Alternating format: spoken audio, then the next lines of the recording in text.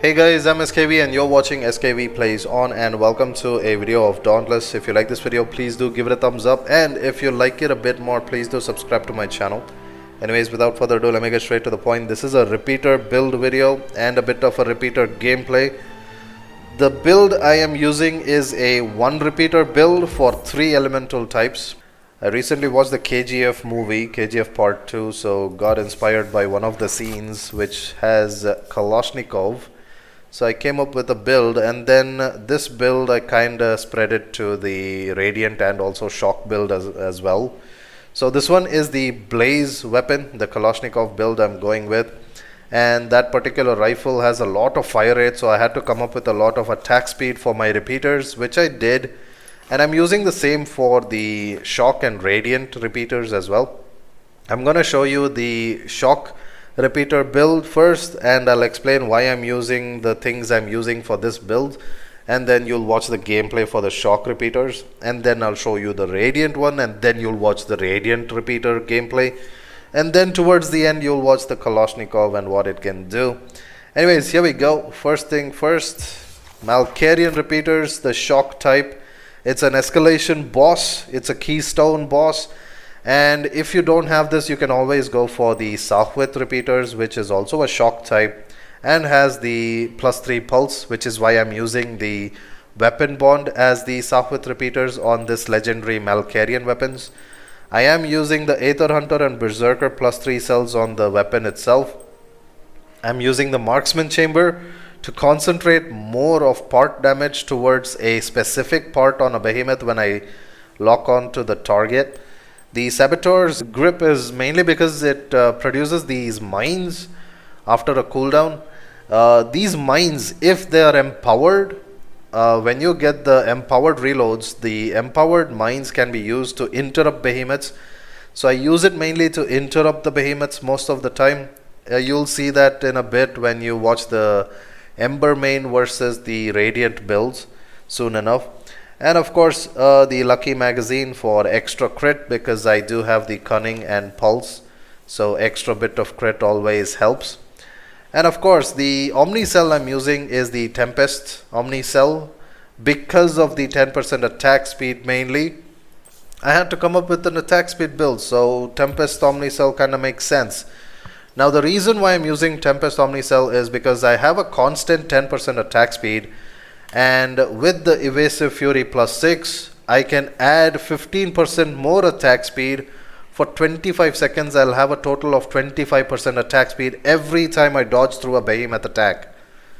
If I dodge through a behemoth attack, I will definitely get 25% attack speed for 25 seconds, because of which, if in case I activate my lantern at this point, the Strike Lantern which I'm using has 15% attack speed as well when I activate it for 10 seconds only.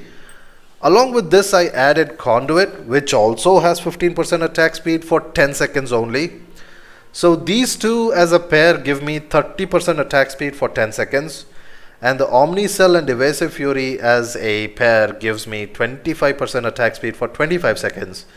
Now during this 25 seconds, when I have the 25% attack speed already activated, if I activate my lantern, the 30% gets added to that, and I have a total of 55% attack speed. So this is why I'm using these 4 things as a pair in the build. Really increases the attack speed. And whenever I lose these 10 seconds of the attack speed from the lantern and conduit, I always have this, because, well, I have to dodge through the attacks every now and then. I can't stay still while the behemoth is gonna slap me senseless. So yeah, I do get 25%. So I always have repeaters at a good fire rate. Now coming to the armor parts itself, the helmet is the Charog helmet, which is a exotic Charog helmet. This is a rumor related to the Charog behemoth, so you may want to get the Skullforge. The main reason I'm using this is because of its ability, where it produces 50 stamina shields. On the stamina bar it produces 50 shields which block the stamina from getting depleted for a few seconds. And the only way to achieve this is you need to constantly keep dealing damage. every 1.5% damage you deal on the behemoth, you will get your stamina bar filled with a bit of shields towards the end, which will block the usage of the stamina every time you dodge. But it's only there for a few seconds, so you may want to keep dealing damage because it definitely helps whenever you want to dodge and get those attack speeds activated. Now the chest piece is Ember main. I've added another evasive fury cell to make it a +6 evasive fury. The arm is from the Rezakiri gauntlets. Gives me +3 conduit. I added a cunning +3 cell onto the arm. I got a +6 conduit here, and also the lantern has the +3 conduit, so I get a +6 here. Cunning, of course, I added another cunning cell on the boots, which is the Chrono War boots, which gives +3 pulse as well. And if you remember, I had the Sahwith +3 pulse from the weapon bond, so +6 pulse here. So all in all, this is the build. If you want, you can always go for a +6 Berserker if you're good at dodging. I'm not that good at dodging, so I kind of went with Aether Hunter and reduced the loss of health from the +6 Berserker. Berserker kind of makes you lose 300 max health if you have a +6. So I kind of preferred losing only 150 max health and still get a decent amount of damage from the Berserker cell. Now of course Molten does help when it comes to the fire behemoths. Some of the behemoths are a lot crazier when it comes to fire damage, so you may want to have Molten as a safety net. I use this. You'll see that in the Ember main fight when I go with the Radiant build. You'll see that bit of gameplay. And mind you, this is the same build I used across the Radiant one and also the Blaze weapon, which is going to be towards the end. The Radiant one is where I made sure I had 2 Berserker cells. The reason I got too overconfident with this is because I have the Chrono War repeaters. The legendary ability of this particular weapon is that it kind of revives you or restores your health and stamina to what it was 3 seconds before you getting killed. So it kind of makes me invulnerable for 6 seconds as well after I'm revived from the ability. But yeah, it does have a bit of a cooldown time, which is actually better than the Agares weapons. So anyways, enjoy this bit of gameplay. This is the first gameplay, which is the shock type, and here we go.